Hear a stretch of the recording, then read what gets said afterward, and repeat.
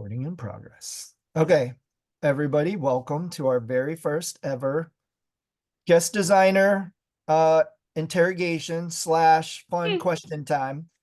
We are going to keep this to an hour because people got stuff to do, and I don't want to take advantage of somebody being generous with their time, which is the most valuable thing that we all have because it's limited. So, without further ado, I do have one thing we're going to do. You'll have time at the end for questions.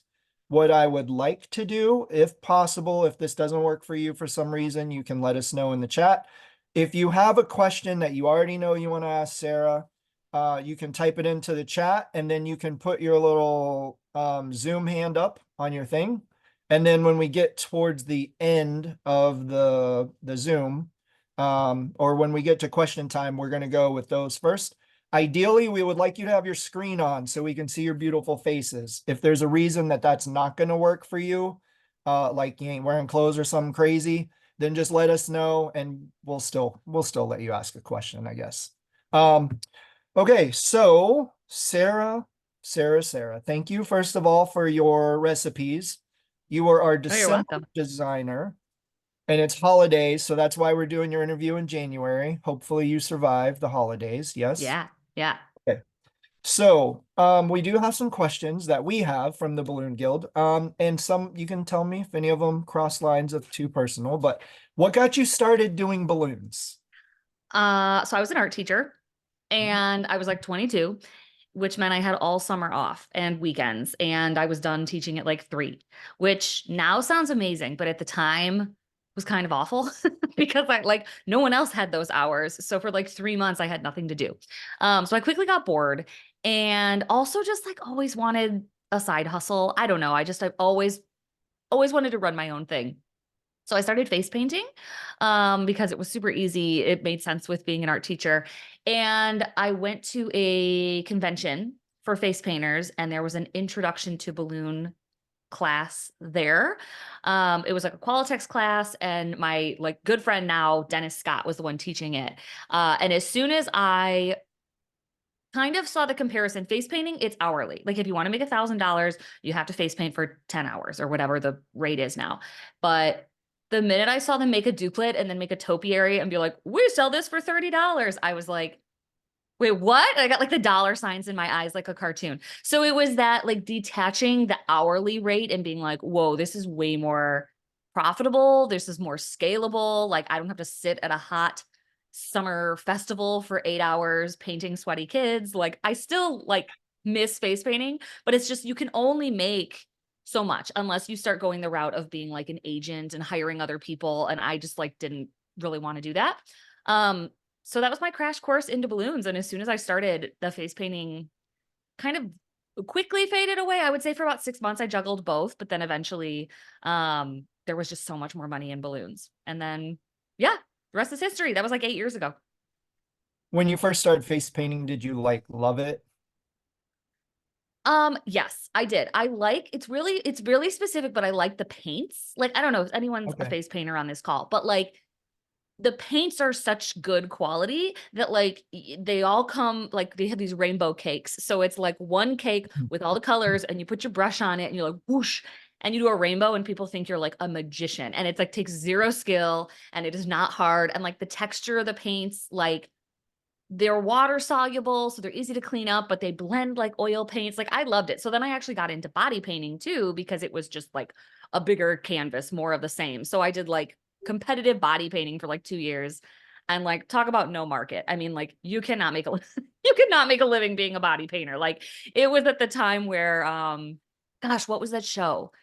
It wasn't Face Skin Wars. There was like a show about like body painting. It was like pretty popular at the time. So I did that for like a hot second and then kind of maxed that out and then went into the balloons, which is definitely more commercial, less artistry, on my end, the way I do it. But I like it. It pays the bills and it's fun and it's quick and I enjoy it. Yeah, right on. When was that? Like, what year did you start with the balloons? Uh, Actually, that was probably like 7 years ago, 8 years ago. So face painting was probably like closer to 10, 12 years ago. Oh, so you did it Yeah. for 3, 4, 5 years. hmm Okay. And at the time, There was, I mean, I don't know if there was, if it didn't exist, but like the idea of having a CRM or like online booking, like that was very foreign to me. If that had existed, I probably would still be a face painter because you could just, if people could just book onto my calendar and pay, that I would still be doing it. It'd be so easy. Because that is the one advantage of face painting. They just book you for an hour and that's it. Versus balloons, there's always some sort of like design or like what do you want to order? Or so that is definitely a downside. There's almost like no customer service with face painting. It's just like, where's your party and when when do you want to be there? Like that's it. But at the time it was a lot of emails, a lot of phone calls back and forth. Um, but yeah. Cool. All right. Well, that's interesting. I didn't know you'd done face painting. That's Yeah. news to me. Yeah. Um, so are you full-time balloon decor, Yes.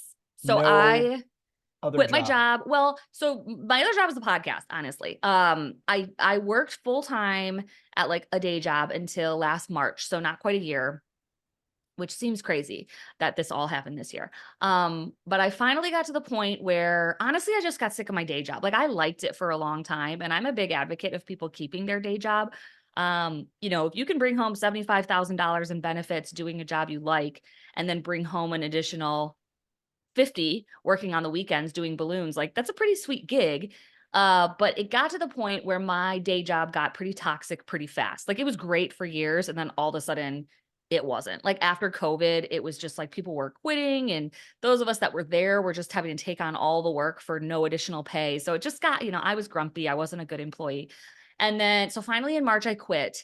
And honestly, that kind of all came to a head because I was hosting the big balloon build. So that was almost like a full-time job. And all of it together, I was like, I just like something's got to give. I can't do this. So I decided on my way to work that I was going to quit, and I quit at lunch. And it all happened in the same day. I like called my husband. I was like, I think I'm going to quit. And he was like, what? Like, are you sure? The biggest thing keeping me there was benefits, was insurance. So that morning I called around to different insurance places and found out like my insurance wasn't even good and I was paying a ton. So like, I don't know. I just like assumed that the insurance was better than what I would get on my own, and it wasn't. So I quit in March. And it's been great. Sales have increased for balloons. It hasn't been a struggle to kind of like make up that difference. And the flexibility is just my priority. Like just waking up and being able to do whatever I want. It's the best. So full-time in the balloons, and then where did the podcast come from? Yeah, so the podcast, The Bright Balloon, that was kind of like a COVID project. I was one of those people that during COVID had the luxury of kind of just like shutting down my business because I was still at my day job. So I wasn't scrambling. I wasn't like trying to figure out how to make money, which was, total place of privilege, but I still like wanted that creative outlet. And then eventually balloons exploded and I was busier than ever during COVID. But right at that beginning, it was like, well, like, what am I really going to do here? So I had kind of been thinking about it and just decided to kind of go for it during that time. And the response was good. So for, I want to say for 2 years, I didn't make a dollar from the podcast. It was like totally just a passion project. And it afforded me some cool opportunities. Like I was invited to teach places and but yeah, not a moneymaker. Now there are enough listeners and sponsors and I sell products and stuff like through it. So it actually, it is part of my business. Um so that's why I like to clarify too, like full-time balloons, but also I have like another stream of income related to balloons. So I love sharing numbers, but like mine aren't super comparable just because like other people don't have this stream of podcast revenue. So I just like to be, open about that. But I also encourage everyone to pursue like a side hustle within the balloon industry. I think there's so many things that like we're each good at that we can sell those services to each other to help. Like I've bought digital downloads, I buy, like Balloon Guild, stuff like that. Anytime I can spend money to save money or time, I'm happy to do it. But yeah, so the podcast now has stuck around and it's like a real job. But I love it. I talk, so it's fun. It feels super easy. How long do you spend on each of those episodes? How long did it take you? So it's a little bit of like the interviews take longer. Um, this year I've put some automations in place, just like eliminating the back and forth of like, when are you available? And like I use online scheduling now for people to just schedule in those interviews. A lot of people have to cancel because they'll schedule an interview a couple weeks out and then something comes up. So that takes time. And then the episodes themselves, the interviews are, usually less than an hour. And then I upgraded this year. So I have an editor. So I get to now just like send that off into outer space and it comes back edited, which is really, really nice. But again, that took like 2.5 years to get to a point where I could justify that. So before, I would say the interview episodes would take me like 3 hours because it'd be like, you record the episode, you have to re-listen to it and edit it, and then you have to re-listen to it again to make sure you didn't make any mistakes, which like really kind of killed a lot of the joy. It was like listening to the same interview 3 times just like sucked. So now it feels fun again because I get to just like enjoy it and then it turns into an episode. So I've put a lot of processes in place to make that kind of happen on its own. Nothing like an Instagram trying to create a post and all you hear is the first 5 seconds of your voice Yes, every time. Oh, yeah. on repeat. My wife Yeah, is like, why do you absolutely. keep listening to yourself? Do you like it that much? I'm like, babe, I'm editing the video. Like, I Or you're hate, like trying to get the music to line up and you're like, yeah. this is torture. Yeah, it's kind of crazy. Okay, so you're home based, yes? Or do Mhm. you have a storefront, shop, whatever? So I have always been home based, but about, gosh, I don't even know, 2 years, 3 years, we moved like a mile. So we moved from like a regular neighborhood just down the road to like kind of like a business park. It's hard to explain. It's like there's like commercial buildings, and then we're the first house where like the houses Oh, start. So we are zoned general industry, like, which is weird. We're the only property in our entire town that's zoned that weird label because the house has like a shop attached to it. okay. So I can run a business out of it. We have a parking lot. We have like a 20-car parking lot, which is like super weird, but it sucks in the snow. My husband has to go out there and like plow this parking lot. Um, but so we live in it's a normal house, but then I think this used I'm in it right now actually, but I think this used to be like a 2-car garage, 2.5-car garage that then they converted, and it already was like a little storefront. It was like a carpet cleaning place where the guy just like stored his materials. Um, so I've had to upgrade it a little bit, but it's nice that it's attached to my house. So like, yes, it's home based, but it's separate and it's pretty big. Like I used to be out of a basement and it was so hard, like getting balloons up the stairs and through the garage and like that was our living space too. So it was really hard. So now I feel like I have the best of both. I think in the next like 5 years, I'll outgrow it. I mean, I probably have technically already outgrown it, but like having a baby on the way, there's just like nothing that beats the convenience of having it home base, like being attached, being able to run out here and check and see if I have what I need, like during nap time or something like that. I just can't imagine going to a separate location anytime soon. But I'm envious of everyone who has these like big, beautiful warehouses, especially with high ceilings where you can store things. That's my biggest wish. Okay, cool. So, and I know I asked you this before, I believe we started this, but and I'm trying to paint a picture for people of like what Sarah Meyer's life is like when it comes to balloons. Hmm. So you're married Yep. and you have one child now Yep. and another one on the way. Yep. And it's a girl, Hmm. boy, girl, Yep. girl. Two girls. Do you already have the name picked We out for her? do. Molly Molly. Awesome. and Okay, so Molly. you're pregnant Hmm. and you have a toddler and you said that she is not home all day. She's Right. at toddler school or Right. whatever, Right. just Right. toddling around. Okay. Cool. So you pretty much are working by yourself. Do you have a helper? Do you have employees? Yeah. So I have one really, really dependable, very part-time helper.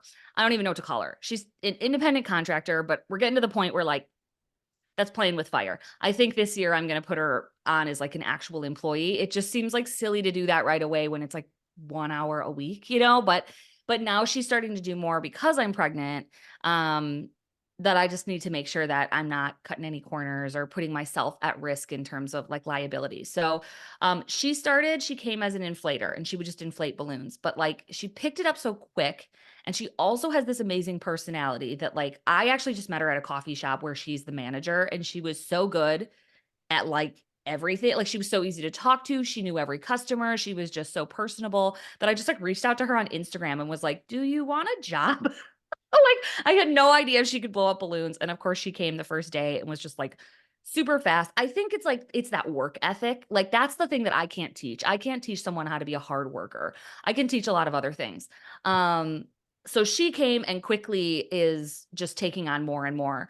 So just today actually she started also like kind of cleaning my shop. Like I was paying a high school girl to come and clean the shop, but she's a high school girl. So like if she doesn't know where something goes, she just kind of leaves it out or she's not going to solve problems. So I have to solve those problems. So I replaced her with Kate, who is now my inflator slash she's going to start maintaining the shop slash she comes with me on some big installs, which is really nice. And then just this year when I've been out of town, she started doing installs on her own. So because of that, I'm just getting her on my van insurance. So she's covered. I want to make sure she has liability insurance, that like all my ducks are in a row if I'm sending someone out.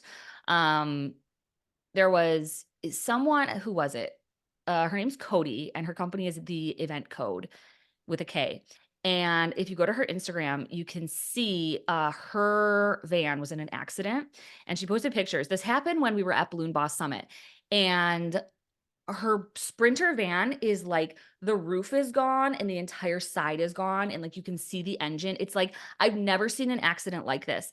And she had a high school girl running her delivery when that accident happened on the high school or on the highway, and no one was hurt. Like I can't believe it. You can't look at these pictures and not assume that like someone died. Like it's the craziest accident. So that scared the crap out of me.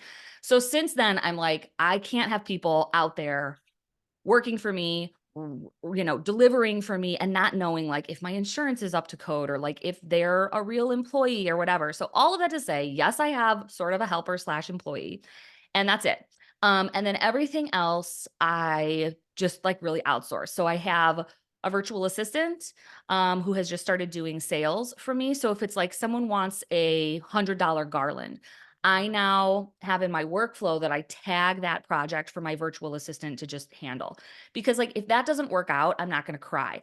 If someone comes and is like one of my best customers and it's going to be like a $10,000 event, I'm going to handle that. Like I'm going to do that sale. I'm not going to hand that off.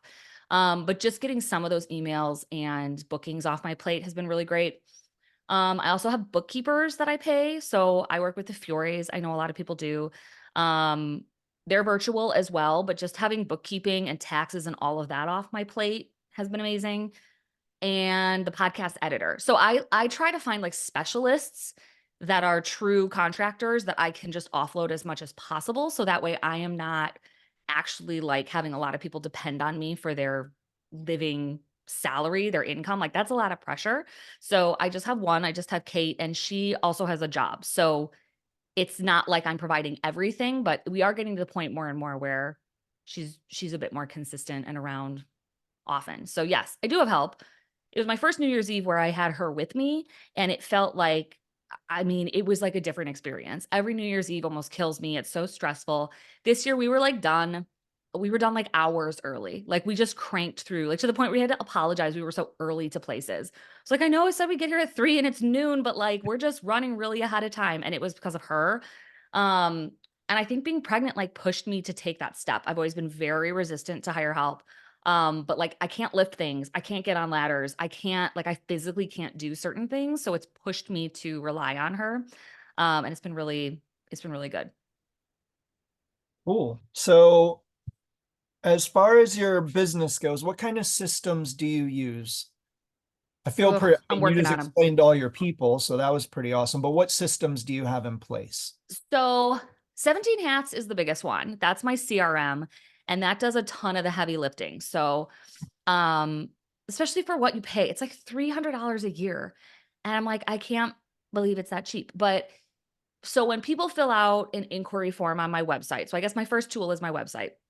When people fill out that form, it goes into 17 Hats and that triggers a workflow. So I'm pretty like techie behind the scenes. Like the process from inquiry to booking to paid invoice to follow-up email, like that is all ironed out in like a workflow, which is why it was easy to bring on a virtual assistant, because it was training her on that workflow versus training her on like how I do everything. It was like, no, here are the steps, follow up, follow up, follow up, archive, or like follow up, send invoice. Now it's me that I have to take over and do the job. So having all of that ironed out was really nice in terms of hiring people. So that's my biggest system. Um, and then I have a lot of automations or just like techie stuff that helps me. I use Flowdesk for my email marketing. It's Flowdesk, and um that does like my newsletters and stuff, but it also can send like kind of its own workflows. So like I could send someone an email and then I could almost build out a sequence. So if someone says they're interested in like New Year's Eve decor, I could build out a sequence that like that email is going to go out like 6 months from now to remind them that New Year's is booking for next year. Or if they don't click the link, I can automatically resend that same email like 24 hours later. So that saves a lot in the background in terms of that communication. Um, I just started like 2 days ago, I just started using a little I don't know, software app. It's called Many Chats. And that has started, that basically turns your Instagram into like automated chat funnels. So if people reach out on Instagram, you can have like an AI assistant answering questions, or you can do things like message me the word, New Year's Eve, and it'll automatically send them to your New Year's Eve specials or something. So I have a lot of these like little robots kind of working in the background. And then some like rudimentary systems, like we have, like recipes, like the recipes I submitted for you guys, they're super basic, but that's like 90% of what we sell. So just having, a binder full of those, like they're hard copy, they're printed out, and just like getting into a groove of like every garland is the same formula. Every column, I know how many balloons. So like those are pretty basic systems. Um, and that's kind of it. I mean, I just started using Gusto for payroll, which like I hate it. I'm like, I don't understand any of it, but I changed from paying my taxes as an LLC to an S corp, which requires you to have payroll. So like this is a whole new thing for me. So I'm starting to figure out payroll, but that's everything. You learn it as you go. You have a problem and then you look for a thing to solve that problem. That's kind of how I've built my entire business. But those are kind of the big ones. I would say 17 hats is like definitely the system that keeps all of us like on track and manages the calendar and the bookings and the invoicing. It's a powerhouse. Like I love it. Right on. So, when you first started, did you do what a lot of us do and just make the biggest, coolest stuff you can make all the time? Or did you go instantly to the streamlined process? And if so, what made you think of that so early? Because I don't think a lot of us do. Yeah. No, yeah, I definitely did not go like extreme sculpture like that, but I did treat every event like, oh, let me brainstorm all these ideas and let me put together an inspiration board, and this is cool and that's cool, because I think at the beginning you kind of have to, like, you want to try those things. Like, and certain things I don't know why I stopped offering. Like I used to do 3-foot ceiling balloons all the time. It used to be like my go-to for events. And then it just kind of like get bored, and then you stop offering those things. Or like quick links. I used to use quick links all the time, and now I kind of like forgot they existed. So I would say probably 3 or 4 years in, I got to that point where it was just like, not all about the money, but about the process. Like this is going to kill me if every single event I'm ordering new balloons and designing and trying something I've never done before. So after a while, after the novelty kind of wears off of balloons, that's when I kind of found my way into the classics. And not necessarily like classic. I do a ton of organic, but like for me, an organic garland is a recipe. Like there is a formula. And I think it took me a while to get to that point. I think there's a lot of like custom luxury bespoke culture out there. Like it's not good if it's not one of a kind. And I'm like, no, it should all be like, you're making your life so hard. I like when things are standardized. I like when like it's a recipe. It makes it easier to quote. You're making money. You know how many balloons you need. Like it just removes a lot of the obstacles the minute you kind of have your go-to things. And that's why like the recipes I gave you guys, that I think I sent you like 5. That's like literally all I have. Like anything crazier than that will pull a recipe, from someone else or figure it out or it's custom. But like the good money comes from when people order columns, arches, organic garland, and I can just leave those invoices out for Kate to inflate and then it's just like done. So I still do almost all the installs, but like I hardly ever inflate balloons anymore. So that can't happen if you're doing weird, crazy, big sculptures every single time. It's just like it can't unless you also have a business partner who is like a balloon genius, which I don't know many people who do. Right. Okay, so 2023 is done, right? Mhm. In the books. So do you have any goals that you're willing to share for 2024? Yeah, yeah. So I did my goal planning really different this year. I did the whole year. This what's his name? I'm obsessed with him. Jesse Eisler. He is married to Sarah Blakely, who invented Spanx. So like they are billionaires. but he's like this adventure, like he does Iron Man and he invented. He has this company where you basically climb Mount Everest, but like Oh, on like a ski hill. You just do it so many times that your elevation adds up to climbing Mount Everest. So like he does these like adventures basically. Not exactly like my cup of tea, but he plans his whole year in advance by like planning the big stuff first. And I feel like I've been really guilty of not doing that. Like I don't prioritize family vacations. It's more just like, can we cram one in when I randomly don't have a job? So I've flipped that and I put on there my maternity leave. Then I put on some um adventures. He calls them every other month. He says you should take like a mini adventure. So his are like camping in the winter and like riding his bike across America. Mine are like going to a children's museum. My adventures are not very adventurous, but like just prioritizing those family things. Um and you kind of work from big to small. And then so he has one huge like year defining thing. So at the end of the year when someone's like, "What'd you do this year?" you can say like, "Oh, I took the family to Disney World," or like, "Oh, I climbed Mount Everest." Like you can have that thing that defines your year. So for me, it's going to be having a baby. Like that just is my year defining thing. But I love that idea because I feel like sometimes we get to the end of the year and you're just like, I don't know, just like, business as usual. How about you? Like, what do you do? So I've been listening to him a lot. I like his kind of spirit and his ideas. So I kind of planned my year like that. And then I planned quarterly promotions. So that's something new in my business as well. I feel like I'm always behind. I'm always like, oh my gosh, it's 4th of July. I have to run a sale. And now it's graduation and there has to be something else. So instead, I just did one quarterly promotion. So my first quarter is going to be grab and go garlands. And I'm pushing those on newsletters, on my website, on social media. It gives me like a lot of direction because that's something that can happen while I'm out on maternity leave. And then the second and third quarter, I'm pushing marquee letters. I got a whole set of those marquee letters. So that's like a big new offering for my business. So I want to make sure that that takes off. And then the last quarter, I'm promoting, what am I promoting?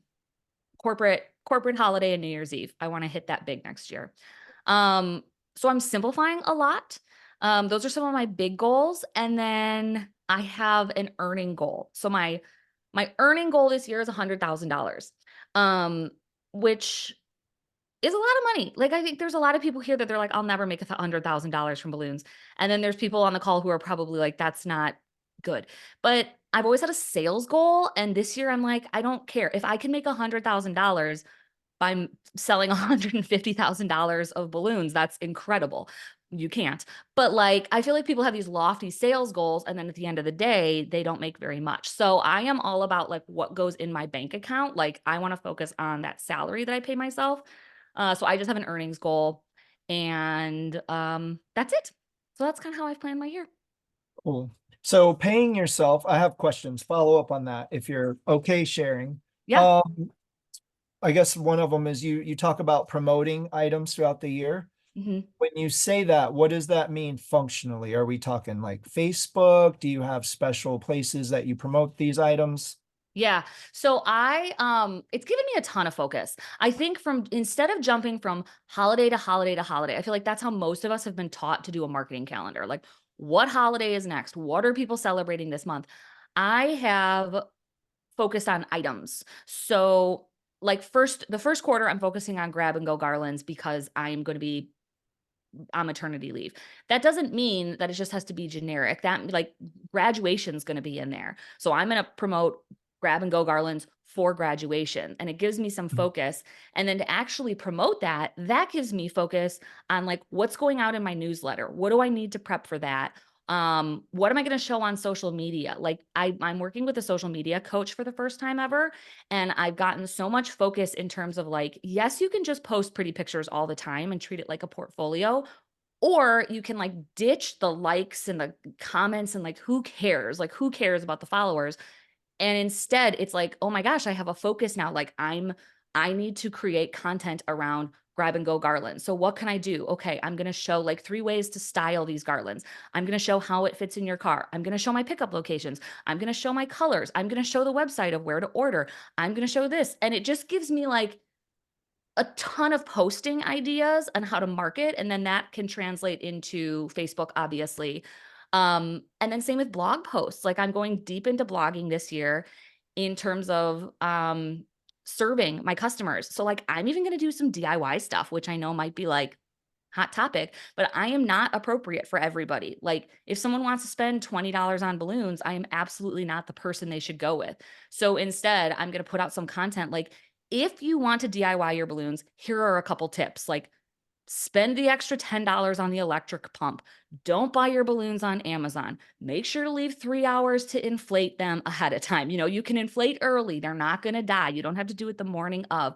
So I think some people think by giving away information like that, they're like hurting their business, but like those people were never going to book me anyway. But then they might have a job, a day job where they're spending someone else's money on a corporate credit card, and they have now made a DIY balloon garland for their kid's birthday and it sucked and they never want to do it again. And they remember me from social media that like helped them, and now they're going to book me. So, I mean, I feel like I just spiraled out of control, but that is what having those quarterly promotions has done for me and my like crazy all over the place brain. It's just given me a ton of focus in terms of the marketing and like how am I going to get this product in front of people, because you can't just have posts all the time that are like, buy grab and go garlands. Grab and go garlands are on sale. Get this now. Special deal, $10 off. Like it gets old. Like you have to have some sort of nurture and like trust building in there. So I'm really focusing on that. So mainly social, what I'm hearing you say is mainly social media, but Hmm. not just here's an arch. If you want it, Right. call me. It's Well, like, and it's free. I mean, like I, I default to free marketing. Um Instagram is my go-to. Facebook, I don't love, but it's good for business to business. Email newsletters are where it is freaking at. That should be on everybody's list to do. I make a sale almost every single time we send out a newsletter. And that's something my virtual assistant does for me. So I just kind of have to map out like here's what we're highlighting. Um and then this year, a couple new marketing strategies that I'm trying is cold, I don't know what you even call it, like data mining, basically. I have a resort in my town, and like that's where the parties are. Like they're physically in that hotel. So like I'm going to go to that hotel. They have a board on the front that says like here are all the events happening today. So every day I'm going to that resort, I take a picture of the board, I'm sending it to a virtual assistant and saying find everybody that works at these companies. Like next year we want to do this party. And if I just get, 1% of the leads that I kind of steal from that resort, that publicly promotes what the events are. I don't know why they do that, but I'm going to go take advantage.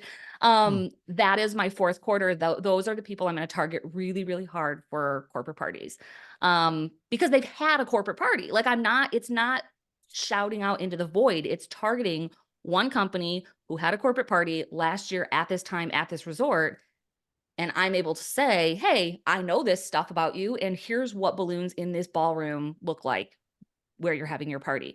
So I'm going to try to make it as easy as possible for people to book me, and like rich leads. Like I just don't need 50,000 Instagram followers. I'm happy with like 8 if they're going to book me. So I'm just going after like very, very likely people to book, which I guess kind of leads more into networking, but it's just going to be a bit more strategic this year because my time is super limited. Yeah. In the Orlando area, all of our hotels have a food and beverage director.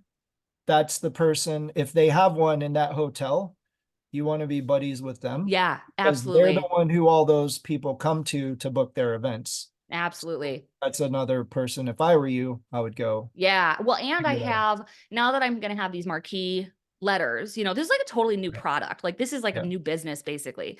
Um, I want to hit hotels and event planners hard for those as well because I could see those being big for weddings and corporate without balloons. And if they have balloons, that's extra, but if not, it's like it feels like free money. Um, so yeah. All right. So I have just there's a questions coming in, which is pretty exciting. But I have only 21 more questions. Um, one of them is what are you the most passionate about right now? Like, what's your passion? Mm, uh helping people make money, honestly. Like I love doing the Okay. balloons, but I love the podcast because I love anytime I can help people. Like Yeah. it's and I know my content leans a little bit more like women focused.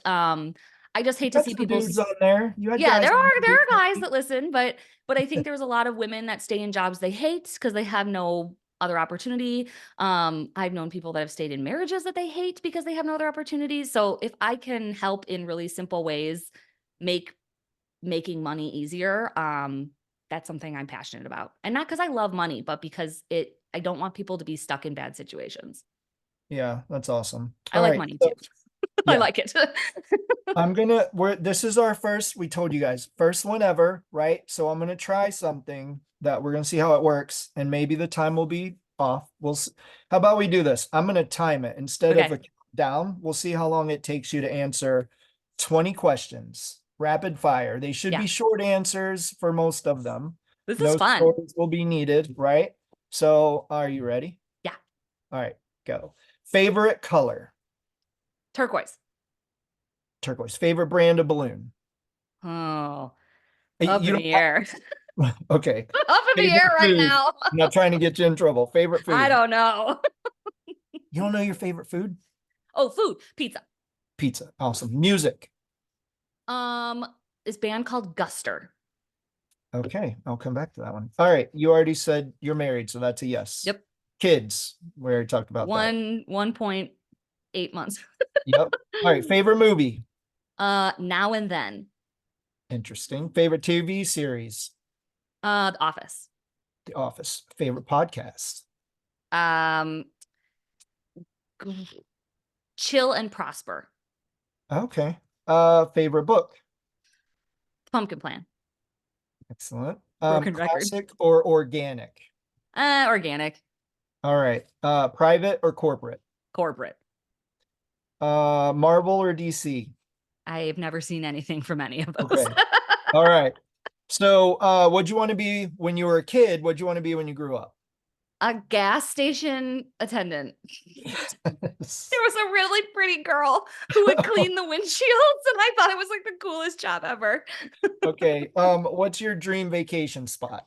Um, like Hawaii. Hawaii. All right. One bucket list item. Ooh, I want to decorate the White House for Christmas. Okay. Favorite holiday? Christmas.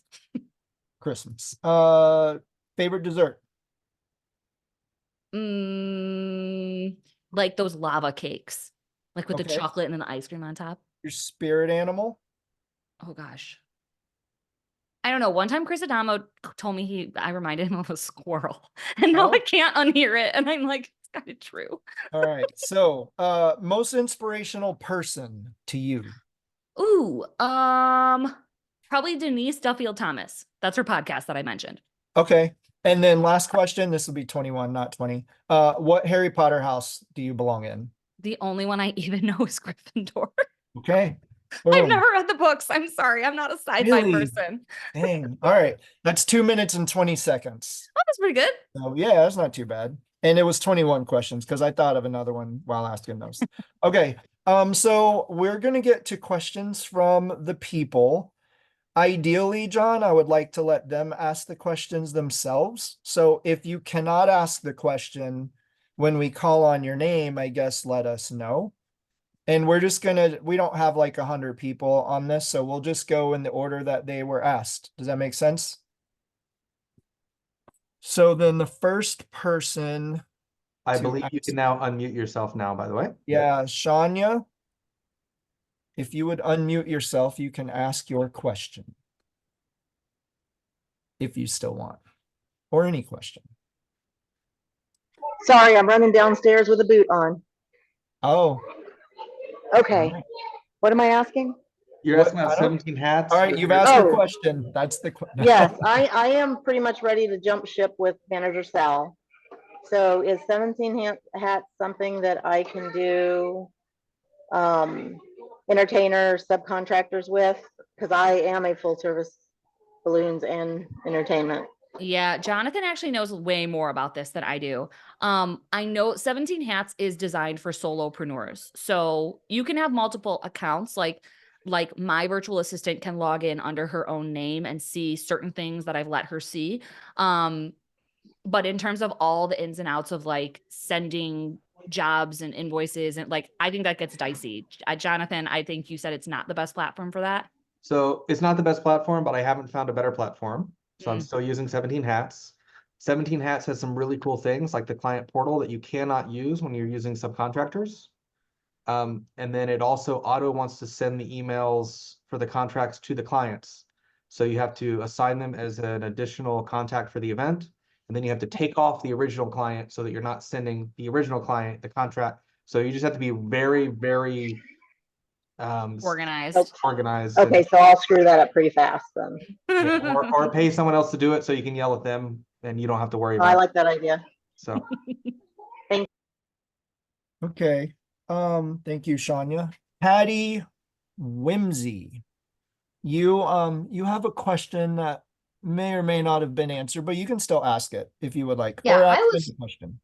Yeah, so my question is I am not tech savvy, so I was looking to see if anybody could recommend someone who can create my catalogs and my pricing and just help me with that. I don't have the time or the knowledge on how to do that.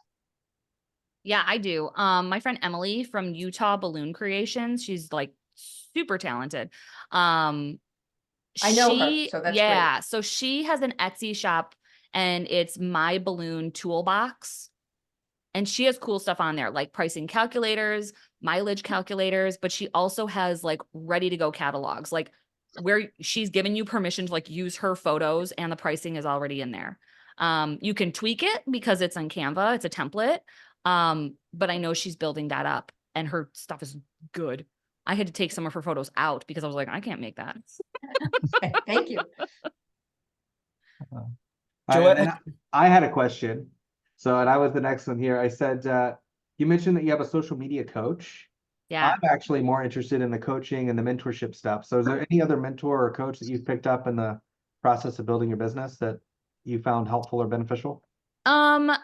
So I've taken a couple certifications. I did the Pumpkin Plan certification program, which helped me, but then also gave me the certification to coach other people. Other than that, it's just been like industry connections. So my like closest mentor would be Dennis Scott, who like I just met at a convention.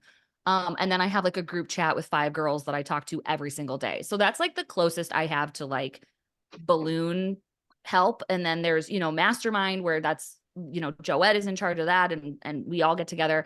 In terms of like a straight up business coach, I don't have that. And the social media coach is new. I mean, I'm like 2 weeks in, but I found her online and everything she said made so much sense. Half of what I rambled off there about like the nurture sequence and this and that, that's all from this like course. But like I was hesitant to spend money on my business for a long time. Now I'm to the point where I can spend $1,000 to take a risk on a 2-month program. So that's not something everyone has. But I do think it's hard. What's the saying? Like, it's hard to read the label from inside the bottle. Like, sometimes I think we're so close to our businesses that it is worth the money just to have someone else tell you, like, what's not working or like some tough love to be like, you're being stupid. Here's how you should do it. Like, sometimes you just need people to say that. So yeah, that's the only advice I have on that. Okay. Danielle Rainey. if you're still on here. Let me see. I do not see. I'm here. I just Oh, don't there know you how to are. work I Zoom. got you. Yep.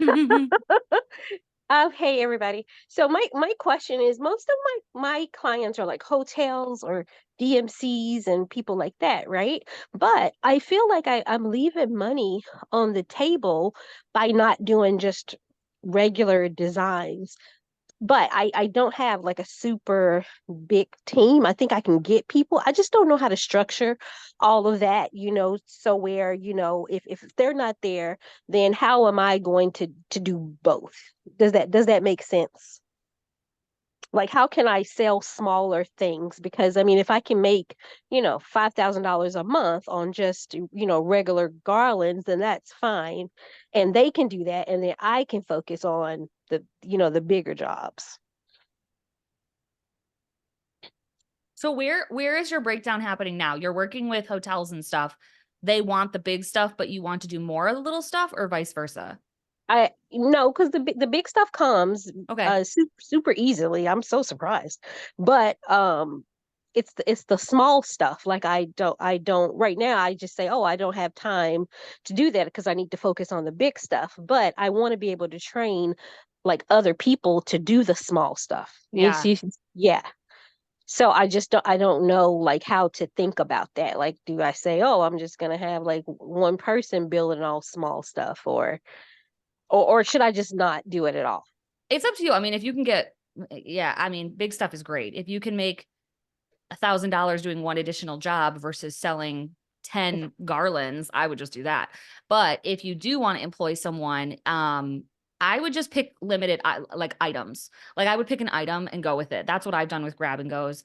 I would love to do deliveries. I would love to do humongous helium birthday deliveries. I just can't make the numbers work out with what I pay for helium. Right. I'm at like $550 a tank, but if I could, I would market the crap out of those and have someone just deliver those all day. So I think if you can just find like an item and Mm-hmm. stick with that and be like the Okay. person for that thing, Okay. that might be worth it. But I think if you're not having trouble getting big jobs, just like keep getting more of those. Oh, okay. Okay. I see. I didn't know. And I thought, well, maybe am I not being a smart business person by leaving money on the table? But so far, and I've been doing this full time for a year. I was like you, I was working somewhere else, and then I quit that job because it got toxic. And then like, oh my God, the floodgates just opened of Yeah. big jobs. And something else I just wanted to say, because and I'm saying it to myself, but I'm saying it to you guys. People will spend, 25, $30,000 and not bat an eye, but I'd be sitting up all night nervous and about to throw up. But it's nothing, to some people because it's what they want. So Sounds like you have good clients. I don't know if people spending that much, but but I'm in yeah. San Diego too though. So Yeah. it's like super tourist, like this is where everybody's trying to come. I would personally So stick with the big jobs if that were, okay. that's just my opinion, but I don't know if you Okay. guys agree or disagree, but I wouldn't mess with little things. Why do it? Okay. Okay. All right. Thank you guys. Awesome, Okay. thank you. I think Stephanie is next. Yeah. Hi. I got a question for you, and that is, promotions versus discounts. Pretty much what I mean by that is I see a lot of people do discounts for almost every single holiday, and I find it like kind of absurd personally, but what's your take on that? I rarely offer discounts. Like, especially for a holiday, that's like when most of the business comes anyway. The closest that I am thinking of running, like I'm running one promotion this year where anyone gets anything for free. And that's going to be when I get my marquees.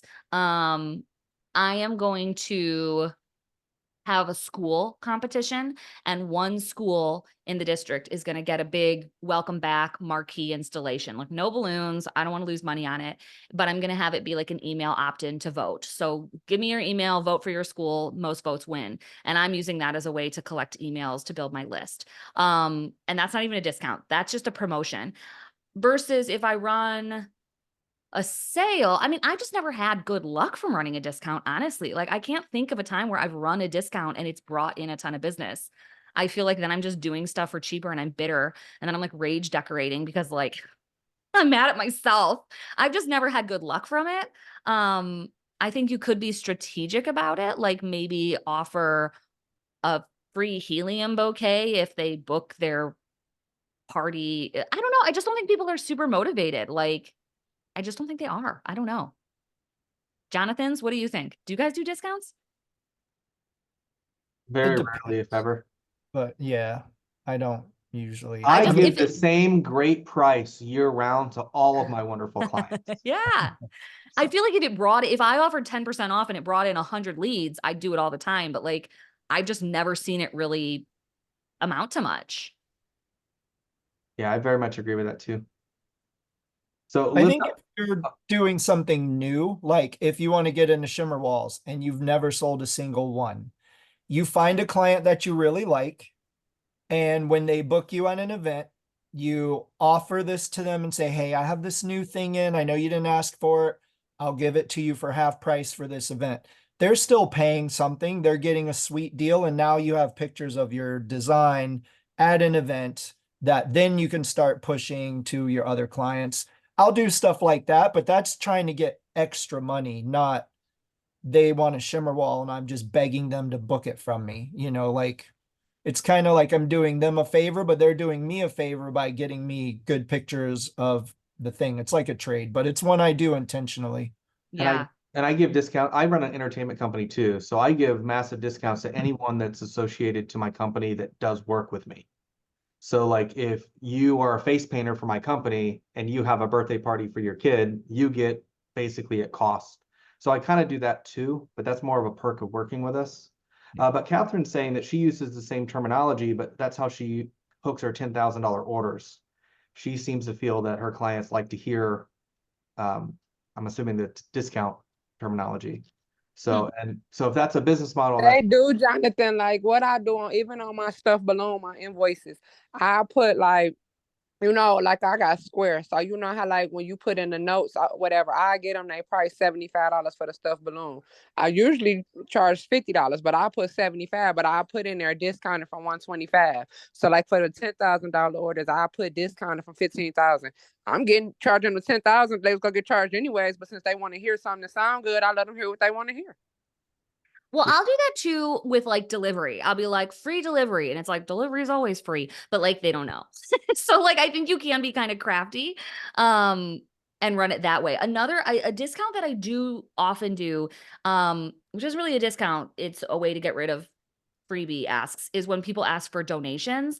I will say sometimes I just say no, but sometimes I'll say I'll match your order. So if you order $500 of balloons, I'll give you $500 free, and they won't even do the 500, and then it's just like a dead conversation. Sometimes they won't even do the 100, but like if someone's paying you $100 for balloons, you can probably give them $200 and still have profit. Like it's that profitable, but it's a way to just be like, if you're not going to spend $1, like I can't give you free product. So that's kind of a workaround where I do use discounts to almost kind of shake some of those requests for free balloons.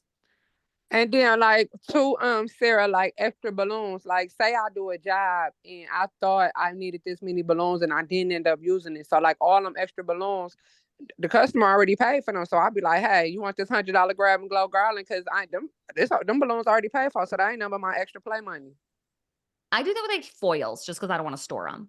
Like if there's one foil left over, I'll inflate that and like look like a great person and bring it. But those balloons I keep. I don't care if they paid for them. They go into my inventory.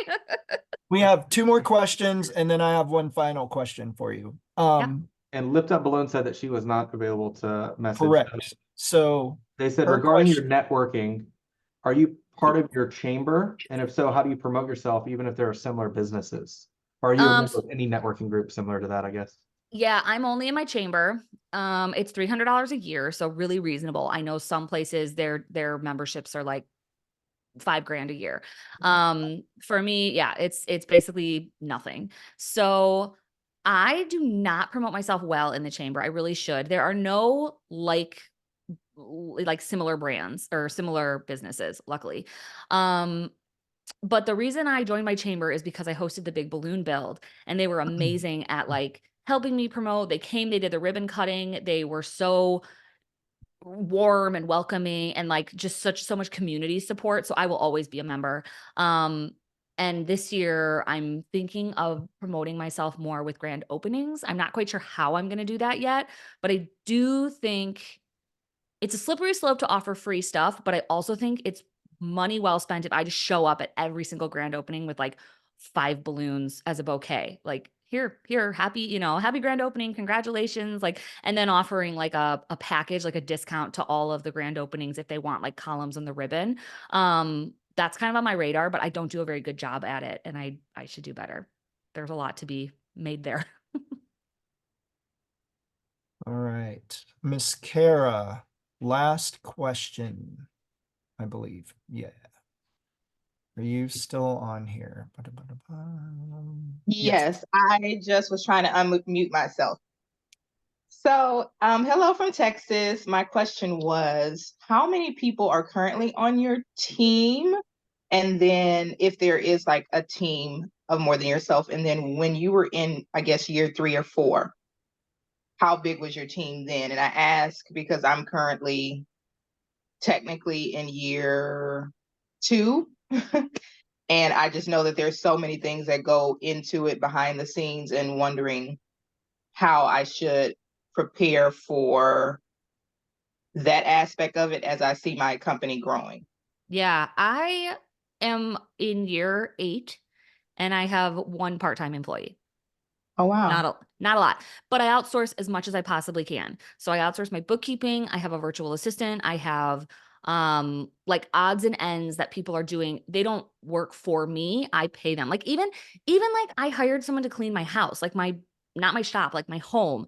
And that isn't a business expense, but like that's something I no longer have to do. So I think if that's the easiest way to hire is like get a meal plan system that's delivered to your home, hire a cleaning lady, like get as much off your plate as possible. And then when you're still busting at the seams, then I think it's time to hire. I waited probably longer than I should have. I think an inflator, someone to just come and blow up balloons for you is the biggest way to get your time back right away. Thank you. But yeah, year 3, I mean, I think, and I pay, this is a good tip I got from my friend. I was really scared to hire someone because I don't like when people are slow. I'm fast at everything. So it drives me nuts when people are slow. So I pay per item. So I pay her a flat fee of like $10 per garland. So she is so fast now. She'll make $100 an hour. And I'm totally happy with that. I don't want to pay her $20 an hour for her to sit on her phone and take her time. And like speed is a motivator for me and for her. So like that's just kind of a company value.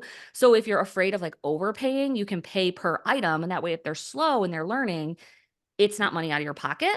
So that's kind of how I started. And it really helped kind of give me that confidence. Thank you. That's very helpful. All right, one last question from me, Miss Sarah, and Yep. then we will let you get back to your life. If you could go back in time and tell the younger version of you 3 things to think about or do differently than you did, what would those be?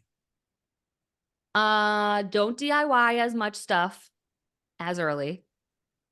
Like I tried to DIY everything and I feel like I spent more money on janky homemade stuff than if I just bought good stuff from the beginning. I would have quit my job a year earlier before I got bitter and mean. And young me, before I even started, like I never even knew you could work for yourself. Like I would have told myself something like that. Like you go to college, you get a job, and that's what you do. It never even crossed my mind that you could make money doing something you actually like. So I would have told myself that. Awesome. Well, thank you so much for your time. I know if you guys have other questions, I know Sarah's an awesome kick-ass lady, so I'm sure you can message her on Facebook. Reach out. Yeah. We will get back to you. You could probably put the question in our community chat and then you'll get a response there too. Thank you guys for showing up. Hopefully you like this, and we will do one a month with our this month I know some of you I had mentioned who our person was going to be. Our person for this month has changed. It is going to be the fabulous Jenny Porter, who is a certified balloon artist and international balloon award winner who loves traveling the globe. She has attended conferences and the big balloon builds across the world and is now a lead designer and instructor in the balloon industry.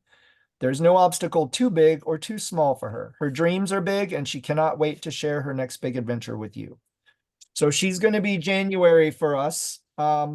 And we will be working with her to get stuff out. Hopefully early next week we'll start it and be good to go. Sarah, thank you for everything so much. Thank you. This is so fun. Yeah, thank you. And I one last little comment on what Jonathan was saying. We have tentatively scheduled the 2nd and 3rd, or the 1st and the 3rd Tuesday of the month. The 1st and the 3rd Tuesday of the month for all the. That was for these. Yeah, for these. Oh, I thought that was for our behind the scenes meetings. For Oh, our well, yeah. So we've done both, but now the time is going to be figured out because apparently the times were done differently. But all that's right. So yeah, but we're going to have some regular dates for those and post those for you as soon as we can. All right, Yeah. thank you very much. And we're going to go ahead and close out this meeting. So thank you again, Sarah, for this awesome podcast. All right. Thanks, guys. Bye.